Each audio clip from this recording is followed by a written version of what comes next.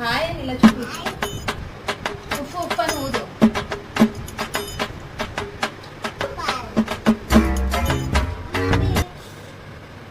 ఎందుకు ఉంచుకో.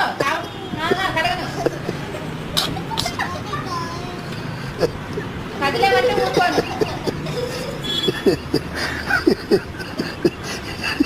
బాలేదా? బాగుందనేగా పెట్టుకున్నావు. బాలేదా? ఏంటి డాక్? నడు నొప్పి వస్తుందా? ఉప్పు దొరికేస్తుందా? ఉప్పు దొరికేస్తుందా? గోపనా? ఇంకా ఇంకా ఎక్కడ దొరికేస్తుంది? ఇక్కడ ఎక్కడ చెప్పు.